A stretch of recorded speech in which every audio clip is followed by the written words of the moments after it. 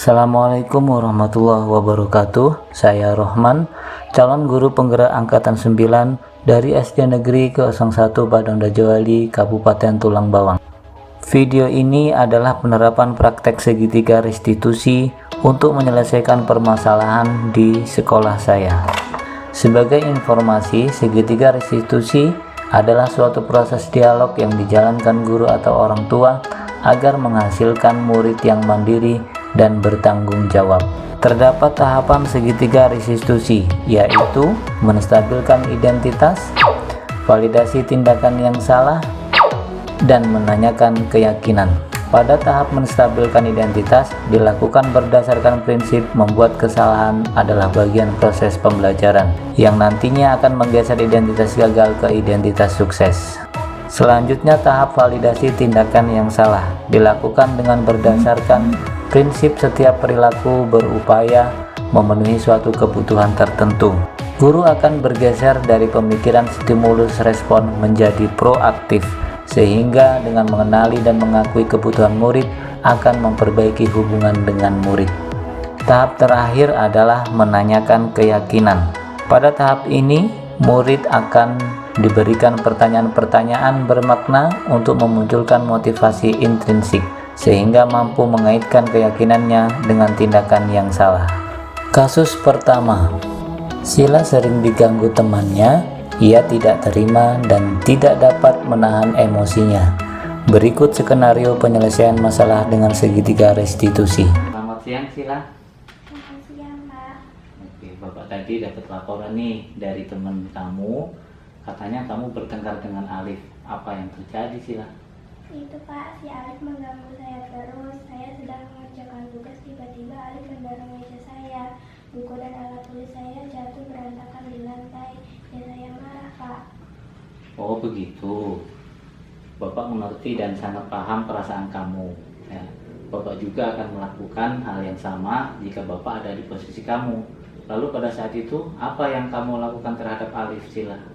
Ya saya tidak terima, Pak. Dia lari, ya saya kejar dan saya tarik bajunya. Saya marahin dia di depan teman-teman saya.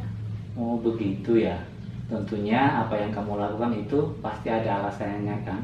Iya, Pak. Saya tidak mau kalau digangguin terus sama dia. Oke, Bapak rasa apa yang kamu lakukan itu adalah upaya untuk membela diri. Ya. Kamu pasti tidak ingin diganggu oleh orang lain dan tidak membiarkan orang lain merusak barang milik kamu. Iya, Pak. Benar. Masih untung kamu tidak sampai melakukan tindakan yang lebih parah dari itu, seperti memukul. Iya, Pak. Untung saya masih sabar. Kalau tidak, saya sudah lempar wajahnya pakai sepatu biar tahu rasa. Oke, Bapak hargai apa yang kamu lakukan. Kamu hanya berusaha untuk membela diri dan tidak sampai melakukan tindakan yang berbahaya. Bapak nilai kamu cukup bersabar dan mampu menahan kemarahan kamu. Iya, Pak. Saya hanya tarik bajunya dan marahi dia saja, tidak lebih. Nah, sekarang coba lihat lagi tindakan kamu yang menarik baju Alif dan memarahinya di depan teman-teman kamu. Nah, menurut kamu, tindakan kamu tersebut sesuai tidak dengan keyakinan kelas yang sudah dibuat dan disepakati di kelas? Tidak, Pak. Saya harusnya tidak marah-marah dan mengambil tindakan sendiri. Saya harusnya langsung melapor kepada guru jika ada teman yang mengganggu seperti yang Bapak katakan pada waktu itu. Nah, jadi kira-kira keyakinan kelas mana yang tidak sesuai dengan tindakan yang kamu lakukan terhadap Alif, Sila? Ya, saya sebenarnya tidak pernah berbuat seperti ini. Saya biasanya sabar dan mampu menahan diri. Tapi yang dilakukan Alif kepada saya itu sudah kelewatan, Pak. Dan saya tidak bisa menahan diri lagi. Kamu yang meyakini nggak bahwa memiliki sikap sabar dan menahan diri itu penting buat kamu? Yakin, Pak, penting. Bapak juga selalu menerapkan prinsip tersebut dalam kehidupan sehari-hari. Namun, kita harus meyakini bahwa saat marah, jangan sampai kita dikendalikan oleh emosi. Jadi apa yang harus kamu lakukan Sila saat ini? Ya, Pak. Iya, Pak. Saya harus lebih sabar melihat situasi sekitar dan tidak mengambil tindakan sendiri. Dan lapor pada guru kalau saya diganggu oleh teman. Oke, Sila. Apakah kamu akan tetap marah dan membalas Alif di kemudian hari? Tidak, Pak. Jika dia meminta maaf pada saya, maka saya akan memaafkan dia dan tidak akan membalas perbuatannya. Karena Alif juga adalah teman satu kelas saya.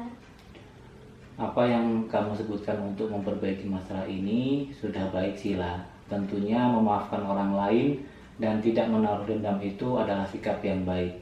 Nanti Bapak akan memanggil Alif, menasehatinya, dan memintanya untuk meminta maaf kepada kamu agar kejadian serupa tidak terjadi di kemudian hari. Nah, sekarang silakan kembali ke kelas. Terima kasih ya, Sila. Baik, Pak. Terima kasih. Assalamualaikum warahmatullahi wabarakatuh. Saya Asila dari SD Negeri 1 Paduan Rajawali kelas 6B. Saya merasa senang diajak berdiskusi oleh guru saya untuk dapat mengendalikan diri dari amarah karena perilaku teman sekelas saya yang tidak menyenangkan. Dari sini saya harus banyak bersabar dan menghargai teman saya. Kasus kedua, Alif sering datang terlambat saat piket umum di sekolah. Berikut skenario penyelesaian masalah dengan segitiga restitusi. Oke, selamat pagi Kelvin. Selamat pagi, Pak. Oke, kemarin Bapak mendapat laporan dari ketua kelas bahwa kamu tidak melaksanakan piket umum. Kenapa, Kelvin? Iya, Pak. Benar. Saya terlambat datang ke sekolah.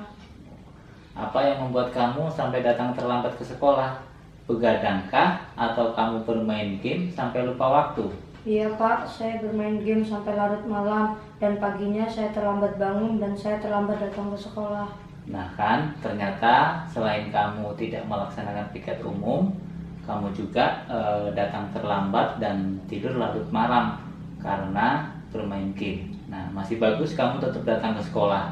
Memang setiap orang pernah berbuat salah, namun kita harus sadar bahwa kita harus memperbaiki diri dari kesalahan yang pernah kita perbuat dan berusaha untuk tidak mengulanginya lagi. Baik, Pak.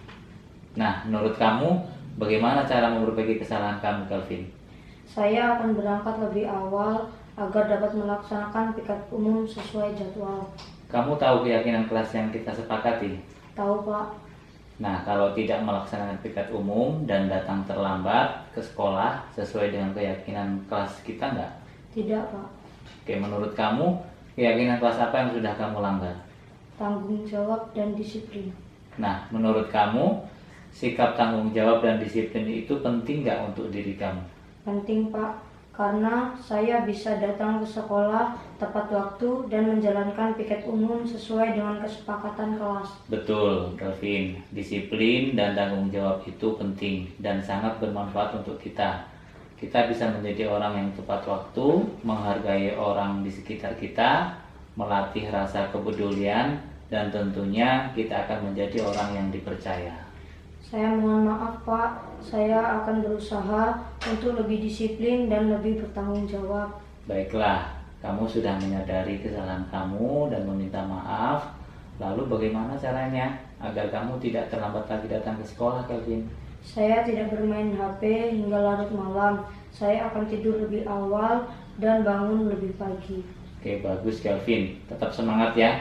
Bapak akan berkomunikasi dengan orang tua kamu agar lebih memperhatikan aktivitas kamu di rumah. Nah, sekarang silahkan kembali ke kelas. Baik, Pak. Terima kasih, Pak. Saya Kelvin dari SD Negeri 1 Paduan Rajawali kelas 6B. Saya merasa senang diajak berdiskusi oleh guru saya untuk menemukan solusi atas kesalahan yang telah saya lakukan dan saya tidak akan mengulangi lagi. Terima kasih.